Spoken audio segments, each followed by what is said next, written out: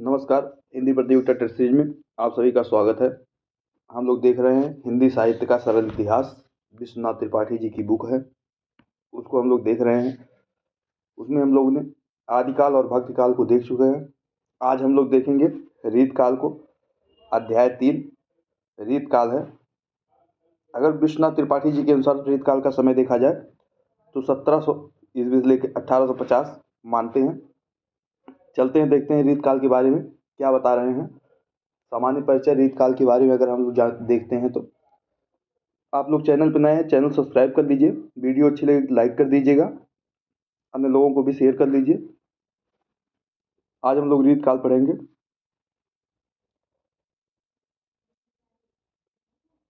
देख लेते हैं सामान्य परिचय। विश्वनाथ त्रिपाठी जी रीतकाल के बारे में सामान्य परिचय में क्या बताते हैं उसको देखते हैं। कह रहे हैं रीतकाल में निर्दिष्ट काव्य रीत या प्रणाली में कविता करना साहित्य की प्रधान प्रवृत्ति हो गई थी। इसमें कह रहे हैं कि रीतकाल जो निर्दिष्ट काव्य रीत या प्रणाली, जैसे काव्य रीत होती है, प्रणाली रीत रिवाज में कविता करना साहित्य की प्रधान प्रवृत्ति हो गई थी।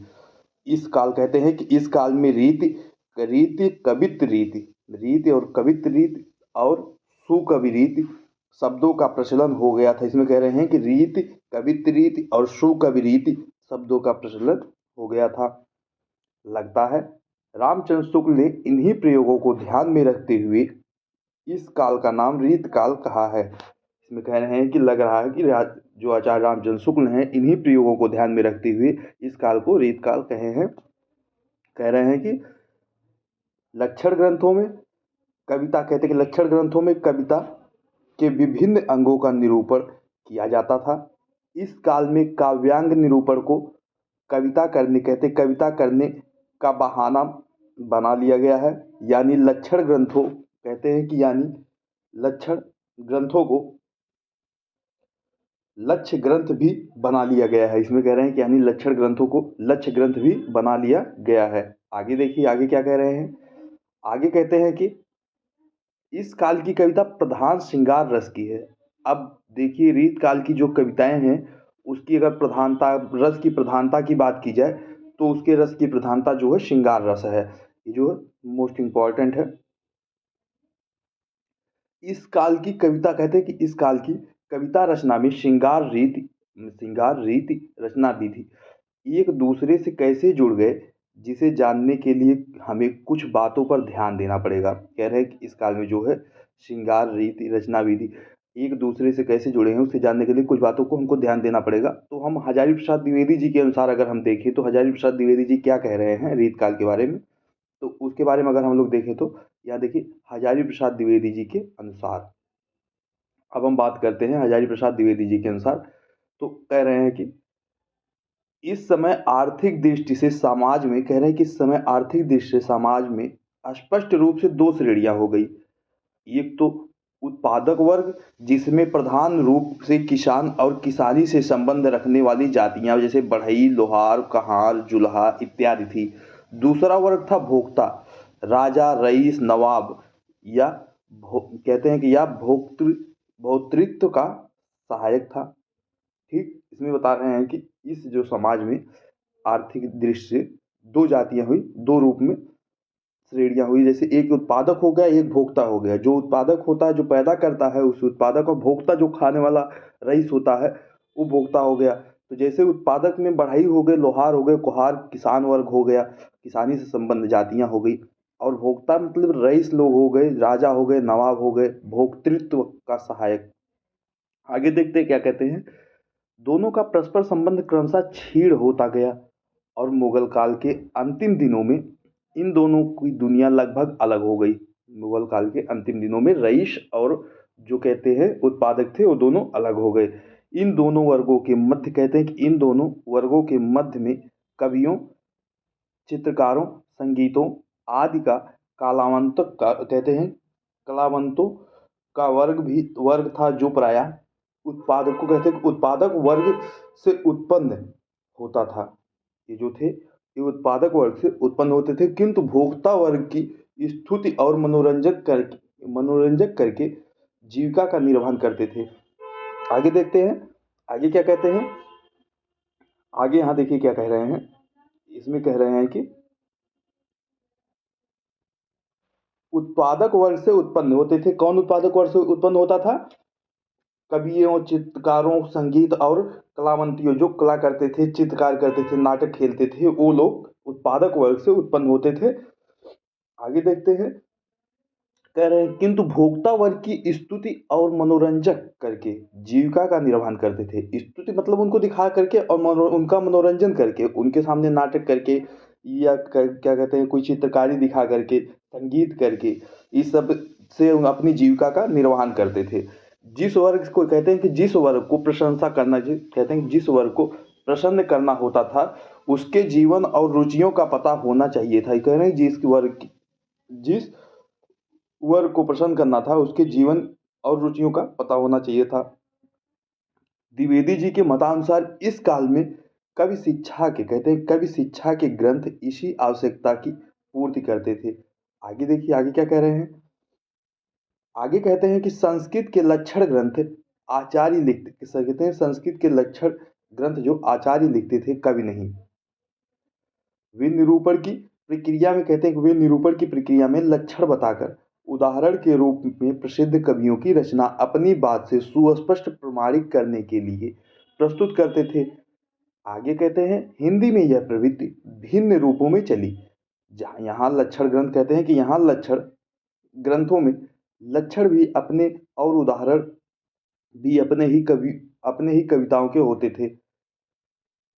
लक्षण तो परंपरा से प्राप्त होते, कहते हैं लक्षण तो परंपरा से प्राप्त होते थे, उन्हें ग्रंथकार अपने शब्दों में प्रस्तुत करते थे, किंतु कविताओं और उनकी मौलिकता होती थी।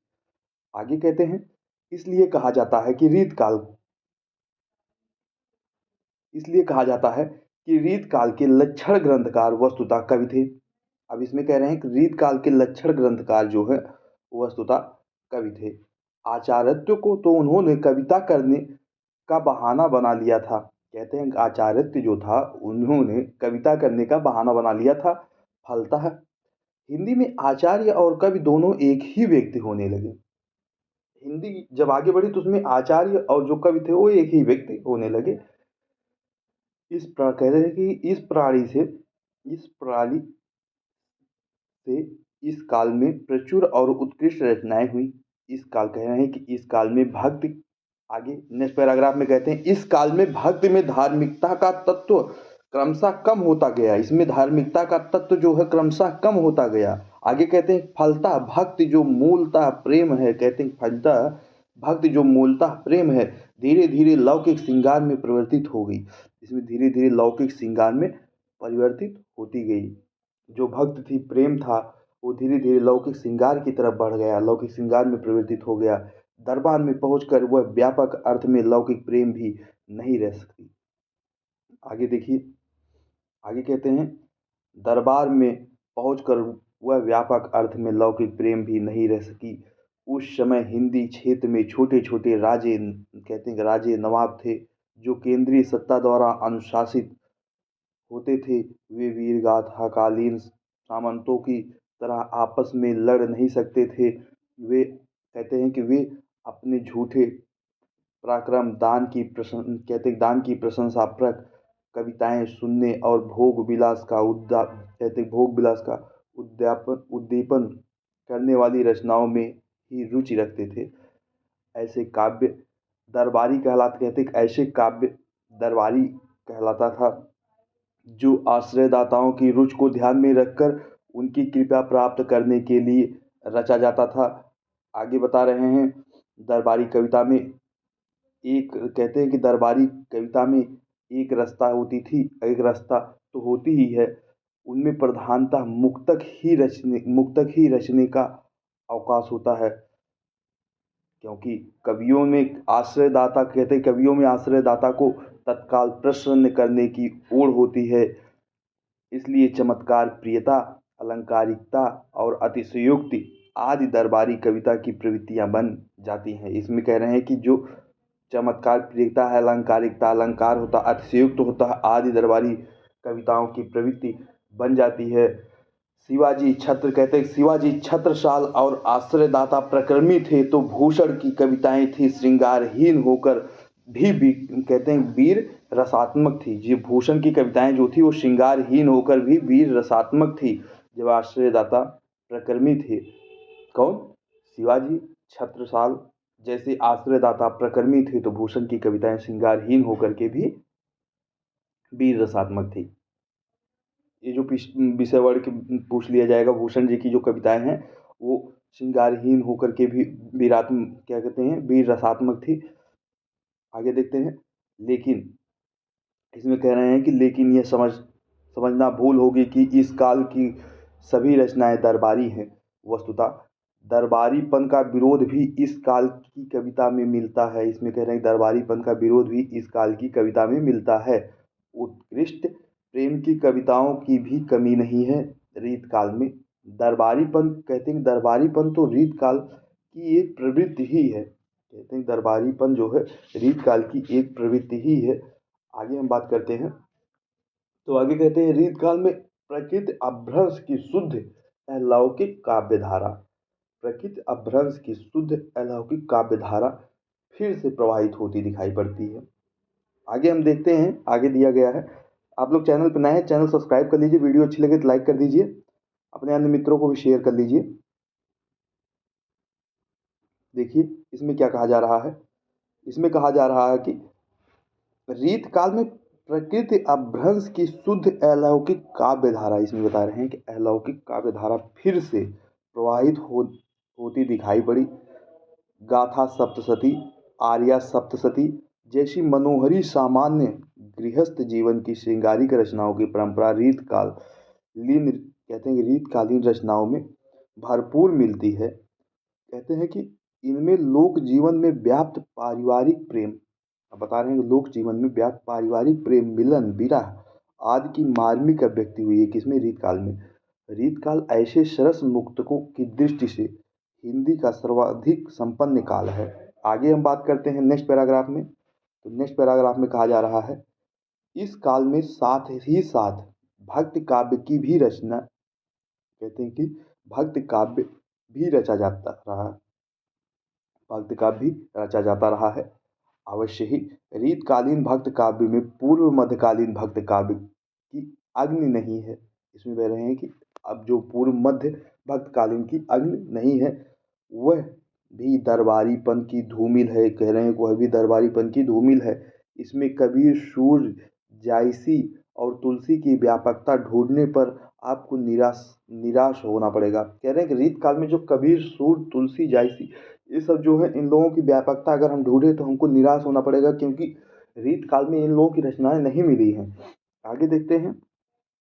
आगे कह रहे हैं कि इस काल में कविता का परम उत्कर्ष प्रेम के रीत मुक्त कवियों की रचनाओं से, कहते हैं कि रचनाओं में मिलता है। ये कवि प्रेम की पीर के कवि हैं। कौन, रीत काल प्रेम के पीर की कवि है। और इनकी विरह भावना सूफियों, कहते हैं कि इनकी विरह भावना सूफी कवियों जैसी घनानंद आलम, बोधा ठाकुर इसी धारा के कवि हैं। आगे देखिए। अब रीत काल को अगर हम बात कर लें तो कितने भागों में बांटे हैं विश्वनाथ त्रिपाठी जी। इसमें कह रहे हैं रीत कालीन को 3 धाराओं में बांटा जाता है। रीतबद्ध, उसके बाद रीत सिद्ध धारा। इसमें कह रहे हैं कि रीतबद्ध धारा, रीत सिद्ध धारा और रीत मुक्तक धारा। अब रीतबद्ध की अगर हम बात करें तो रीतबद्ध में क्या होता है। रीतबद्ध में बता रहे हैं कि इस धारा के कवियों ने अलंकार, नायिका भेद आदि के लक्षण बताकर उनके उदाहरण स्वरूप काव्य रचे हैं। आप कह रहे हैं कि अलंकार और नायिका भेद का लक्षण बता करके उदाहरण स्वरूप उदाहरण भी बताए हैं, उसके बाद भी काव्य रचना की गई है, रचे हैं। जैसे केशव, पद्माकर, मतीराम आदि हैं। ये लक्षण कह रहे हैं कि ये लक्षण ग्रंथकार मूलतः कवि थे। कह रहे हैं कि ये लक्षण ग्रंथकार मूलतः कवि थे। रीत सिद्ध की अगर हम बात करें तो इस धारा के कवि जो है लक्षण उदाहरण की पद्धति तो नहीं अपनाते, किंतु रचना करते समय लक्षणों का ध्यान अवश्य रखते हैं। कह रहे हैं कि लक्षणों का ध्यान अवश्य रखते हैं। बिहारी ऐसे ही कवि हैं। बिहारी जो रीत सिद्ध के कवि आते हैं वो जो लक्षण और उदाहरण नहीं अपनाते हैं, जबकि रीतबद्ध में लक्षण और उदाहरण बता करके ही रचना की जाती है। उसमें लक्षण काव्यों की नायिका भेद और क्या कहते हैं अलंकार जो होता है उसको बता करके फिर उदाहरण दिया जाता है, उसके बाद काव्य रचनाएं की जाती हैं। आगे कह रहे हैं रीति सिद्धि में जो है ना लक्षण बताया जाता ना उदाहरण बताते हैं, लक्षण उदाहरण पद्धति नहीं अपनाते, उसमें लक्षणों का ध्यान रखते, कहते हैं लक्षणों का ध्यान अवश्य रखते हैं, बट बताते नहीं है, ध्यान रखते हैं तब कभी रचना करते हैं। आगे देखिए रीत मुक्तक धारा कब की अगर हम बात करें तो रीत मुक्त धारा भी इसमें कह रहे हैं कि रीत मुक्त धारा जो होती है, इस धारा के कवि लक्षण उदाहरण तो कह रहे हैं कि लक्षण उदाहरण की ना तो पद्धति अपनाते हैं, ना ही लक्षणों को ध्यान में रखते हैं। अब थर्ड ऑप्शन पे जो रीत मुक्तक कवि आते हैं, रीत मुक्त कवि आते हैं, उसमें क्या होता है कि ये लोग ना तो लक्षण और उदाहरण बताते हैं, ना ही उदाहरण बताते हैं, ना ही लक्षण बताते हैं, और ना ही उसको ध्यान में रखते हैं। ये प्रेम के ये प्रेम के विशेषता विरह के उन्मत्त गायक कवि हैं। आगे क्या कह रहे हैं कि घनानंद आलम बोधा ठाकुर आदि रीत मुक्त यो कह रहे हैं रीत मुक्त या स्वच्छंद धारा के कवि हैं। अब इसमें पूछा जाएगा कि घनानंद आलम बोधा ठाकुर किस धारा के कवि हैं, किस तुम रीत मुक्त धारा के कवि हैं, और एक नाम इसका दिया गया है स्वच्छंद धारा। अगर स्वच्छंद धारा दिया गया है तो स्वच्छंद धारा के कवि है कौन, घनानंद हो गए, आलम हो गए और बोधा ठाकुर हो गए। एक कवि स्वाभिमानी भी थे, कहते हैं कि एक कवि स्वाभिमानी भी हैं। इनमें रीतबद्धता और दरबारीपन के प्रति विद्रोह का भाव है। इस काल कह रहे हैं कि इस काल की प्रमुख काव्य भाषा ब्रजी है। कवित्त सवैये दोहे कह रहे हैं, कवित्त सवैया दोहा आदि प्रमुख छंद हैं। इसके रीत मुक्त धारा के जो कवि हैं उनके जो कवित्त सवैया दोहा, अगर छंदों की बात की जाए, आदि जो प्रमुख छंद हैं इनके घनानंद हो गए, बोधा हो गए, आलम हो गए, इन लोगों के जो है देख रहे ठाकुर हो गए, प्रमुख छंद जो है कवित्त सवैया दोहा है। रीतकालीन कविता के दरबारीपन पर फारसी काव्य कह रहे रीतकालीन रीतकालीन कविता के दरबारीपन पर फारसी काव्य थोड़ा बहुत प्रभाव पड़ना स्वाभाविक था। दरबारी कविता कह रहे दरबारी कविता प्रमुखता कहते हैं कि दरबारी कविता प्रधानतः मुक्तकों में है। इसमें कह रहे हैं जो मुक्तकों में है कौन है, दरबारी कविता जो है मुक्तकों में है, और अलंकार बहुल्य है, उसमें अलंकार की बहुलुकता है, मतलब अलंकार ज़्यादा है, अलंकार बहुल्य है। शिव कवि नामक एक अज्ञात प्राय कवि ने कहा है, कह रहे शिव कवि नामक एक अज्ञात प्राय कवि ने कहा है। आगे देखिए एक पंक्ति दी गई है, कुछ दो टाइप की, देखते हैं क्या है इसमें।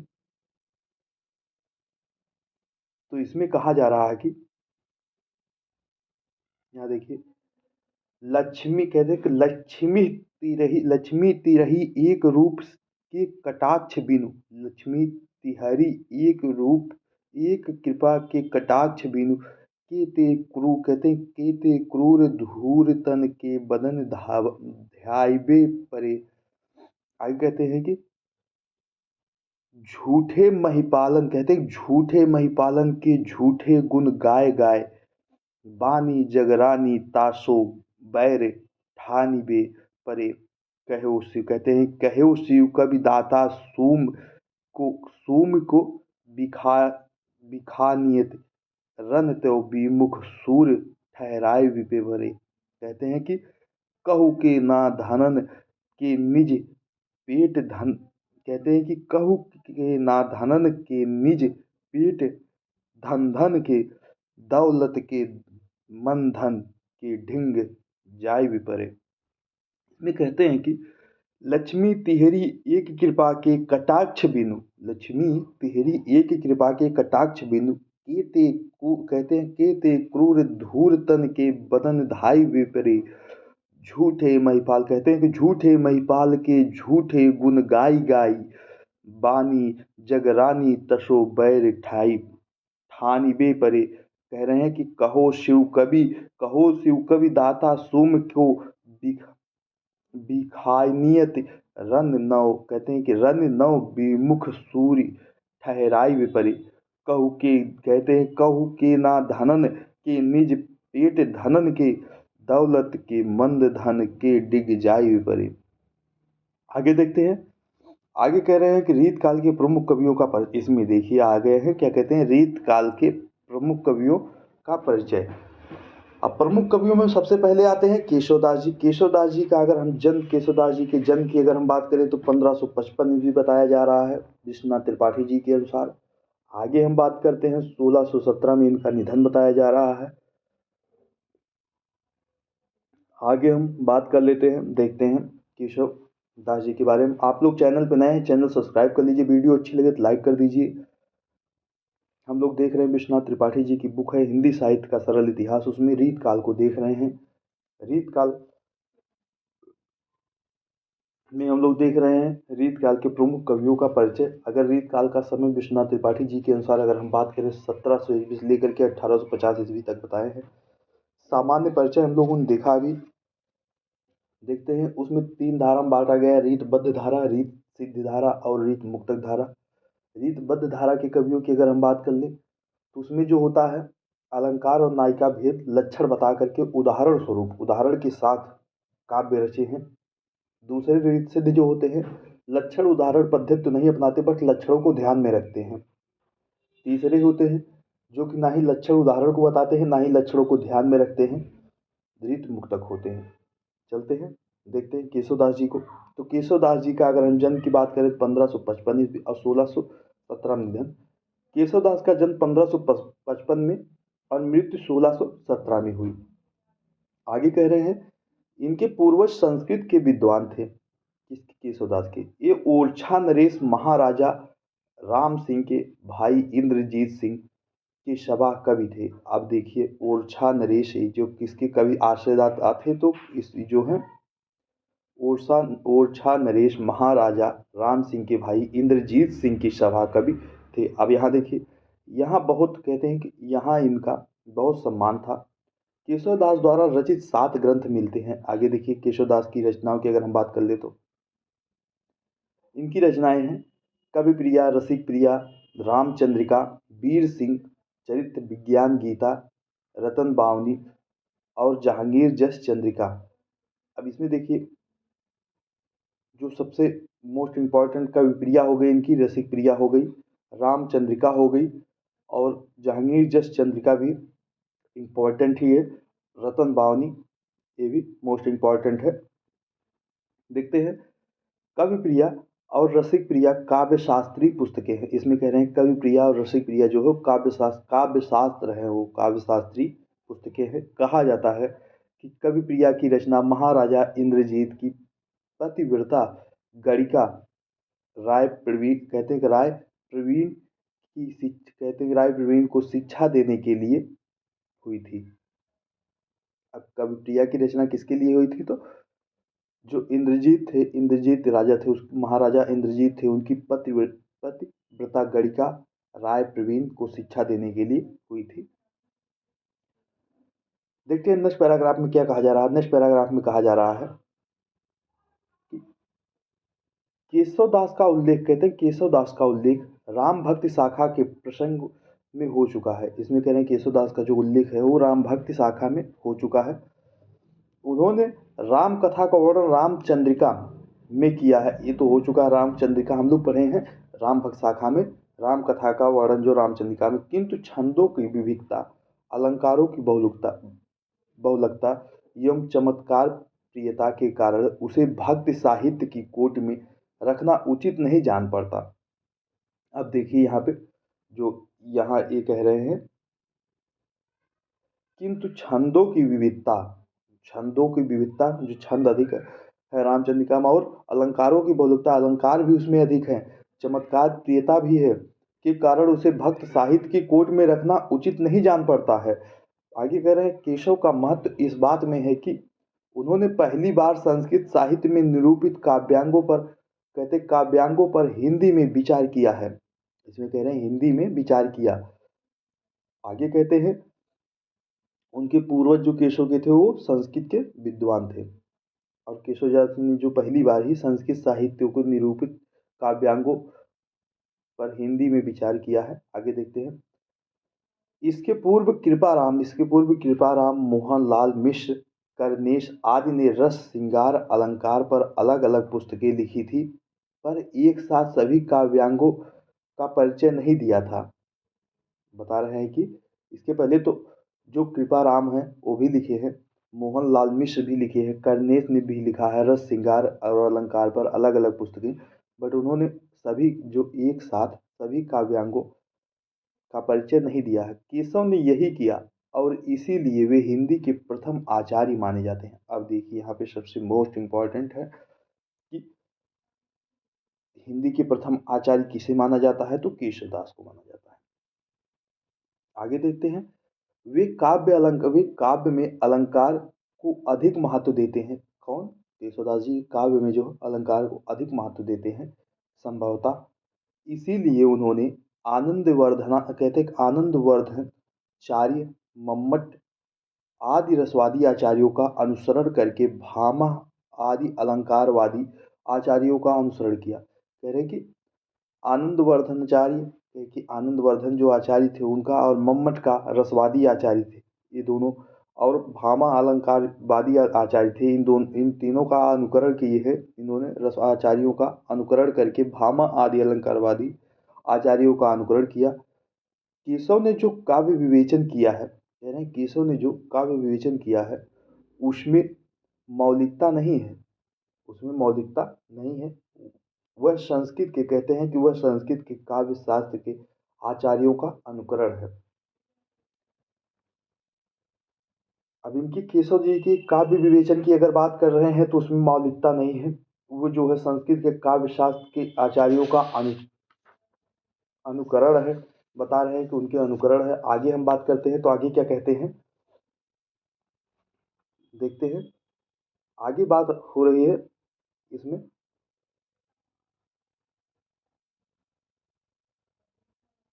तो देख लेते हैं इसमें क्या कह रहे हैं। यहाँ देखिए, यहाँ कह रहे हैं कि केशवदास की रचनाओं में काव्य कैसे केशवदास की रचनाओं में काव्य की दृश्य सर्वाधिक विचारणीय रामचंद्रिका है। इसमें अगर सबसे ज़्यादा प्रसिद्ध देखा जाए तो रामचंद्रिका केशवदास की है। केशवदास को हिंदी का प्रथम आचार्य भी माना जाता है। आगे हम देखते हैं, इनकी रचना केशव कहते हैं इनकी रचना केशवदास ने वाल्मीकि के स्वप्न में कहने पर, कहते हैं केशवदास ने वाल्मीकि के स्वप्न में कहने पर की थी। यह हनुमान नाटक और प्रसन्न राघव की शैली में रचित है। पृथ्वीराज रासव के सामान्य इनमें छंद जल्दी जल्दी परिवर्तित होते हैं। रचना नाटकीय संवादों से परिपूर्ण है। कौन? केशवदास की ये रामचंद्रिका की विशेषताओं की बात चल रही है। इसमें जो है जल्दी जल्दी छंद परिवर्तित होते हैं और रचना जो नाटकों संवादकों से परिपूर्ण है। एक पंक्ति कहते हैं कि एक ही पंक्ति में पात्रों के बीच प्रश्नोत्तर करा देने की शैली में केशवदास निपुण हैं। जैसे भरत कैकेयी का यह प्रश्नोत्तर है कि कहते हैं कि देखिए क्या कह रहे हैं, मातु कहाँ नृप कहते हैं कहाँ नृपताप गए सुरलोक ही क्यों सुत शोक लिए। इसमें कह रहे हैं कि मातु कहाँ नृपताप गए सुरलोक ही क्यों सुत शोक लिए। रामचंद्रिका के संवादों की प्रशंसा की गई है। इसमें कह रहे हैं राम जो उनका संवाद है वो उनकी प्रशंसा की गई है। केशवदास दरबारों में वैभव वातावरण का वर्णन वर्णन करने में सिद्धांत हस्त हैं, किंतु कथा प्रसंगों की समुचित योजना और मार्मिक प्रसंगों की पहचान में प्रायः वे चूक जाते हैं। वाग कहते हैं कि वाग्वधिकता अलंकारों छंदों के ज्ञान के उपयोग में आतुरता और चमत्कार प्रियता उनकी साहृदयता कहते हैं साहृदयता को कुंठित कर देती है। लेकिन यह नहीं कहा जा सकता है कि उन्हें कभी हृदय मिल ही नहीं सकती कहते हैं कि यह नहीं कहा जा सकता है कि उन्हें कभी हृदय मिला ही नहीं था। लक्षणों के उदाहरण के रूप में प्रस्तुत उनकी अनेक रचनाएं सहृदयों को प्रभावित करने में समर्थ हैं। अब इसमें कह रहे हैं लक्षणों को उदाहरण के रूप में प्रस्तुत उनकी अनेक रचनाएं सहृदयों को प्रस्तुत करने में समर्थ हैं। यद्यपि कहते हैं कि यद्यपि ये सब हिंदी के प्रथम आचार्य हैं, किंतु रीत ग्रंथों की विरल परंपरा चिंतामणि 1609 में चली। रीत काव्य की परंपरा के प्रवर्तक केशव हैं। कह रहे हैं कि रीत काव्य की परंपरा के प्रवर्तक जो हैं केशव हैं या चिंतामणि, इसे लेकर विवाद होता है। अब इसे लेकर के विवाद है। कहते हैं कि इसका प्रसिद्ध ग्रंथ कवि कुल कल्पतरु, जो कहते हैं इनका जो प्रसिद्ध ग्रंथ है किसका, चिंतामणि का, कवि कुल कल्पतरु है। इस काल कहते हैं कि इस काल के अन्य प्रसिद्ध आचार्य कवि भिखारी दास 18वीं शताब्दी। ग्रंथ नाम काव्य निरूपण, कहते हैं काव्य निर्णय किसका, काव्य निर्णय किसका है, तो भिखारी दास का, जो कि 18वीं शताब्दी के कवि है। 18वीं शताब्दी, ग्रंथ नाम इनका काव्य निर्णय है। तोष, जो कि तोष है 1634 ईस्वी में, ग्रंथ नाम सुधा निधि है तोष कवि की। अगर हम कुलपति की माने 1670 में, कुलपति का ग्रंथ नाम अगर हम देखें तो रहस्य है। और अगर सुखदेव मिश्र 1673 ईस्वी में है तो इनके ग्रंथ का कहते हैं कि रसास्वांग है, रसास्वांग है, आदि है। इस कहते हैं कि इनके उपजीव्य संस्कृत ग्रंथ काव्य प्रकाश, किसके उपजीव्य, इनके उपजीव्य संस्कृत ग्रंथ काव्य प्रकाश, साहित्य दर्पण, रस मंजरी, चंद्रलोक और कुवलयानंद है। देख लेते हैं सेनापति को। सेनापति आते हैं तो सेनापति जी के बारे में अगर हम बात करते हैं, आज हम सेनापति को ही देखेंगे, उसके बाद हम लोग कल देखेंगे रीत सिद्ध कवि को। रीत सिद्ध में बिहारी जी आते हैं 1606 से 1663 में। तो सेनापति की पहले हम बात करते हैं। 1584 ईस्वी में इनका जन्म है, 1688 में इनका निधन है।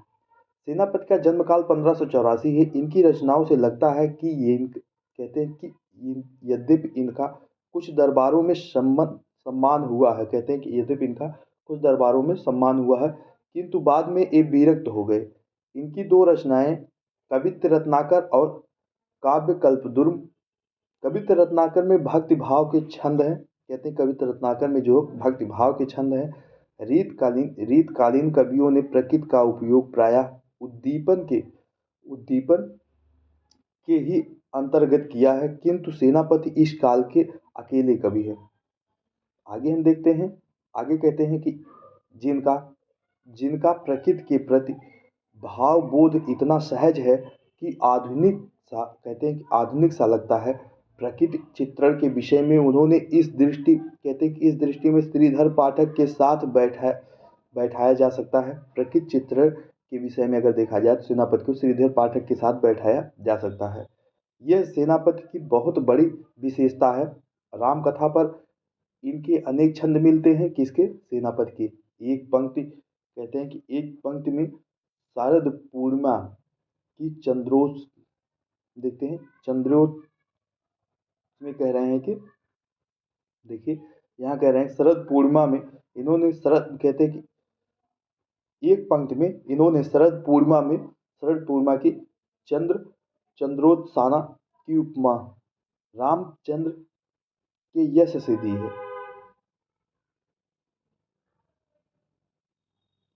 इसमें कह रहे हैं कि शरद पूर्णिमा की जो है चंद्र ज्योत्सना की उपमा जो है रामचंद्र की यश से दी है। राम, कह रहे हैं कि राम कौ सो जस अध उरध गगन है। ऋतु ऋतु वर्णन में इनका सादृश्य विधान मौलिक है। कह रहे हैं कि सेनापति का जो सादृश्य विधान है वो मौलिक है। इसमें कहते हैं कि वर्षा का वर्णन देखिए। सेनापति कहते हैं कि यहाँ देखिए कुछ पंक्तियां दी गई हैं, तो इसमें कह रहे हैं कि सेनापति उन ये नए जलद सावन के, कह रहे हैं सेनापति उन ये नए जलद सावन के, चारही दिशान घूमरत भर तय को, कह रहे हैं चारही दिशान घूमरत भर तय को, शोभा सरसानी ना बिखाने, कहते शोभा सरसाने ना बखाने जाते कहु भांति, आना है पहाड़ मानो काजर कौ ढोई कौ, घन सो गगन छपटी मेरे सघन भयो, देख ना पारत, कहते हैं कि देख ना पारत मानो रवि गायो खोई कौ, चारी मास भारी श्याम, कहते हैं चारी मास भारी श्याम, निशि को भारा में मानी, मेरे जन यही इत रहत हरि सोई को। इसमें कह रहे हैं कि मेरे जन यही रहत हरि सोई को।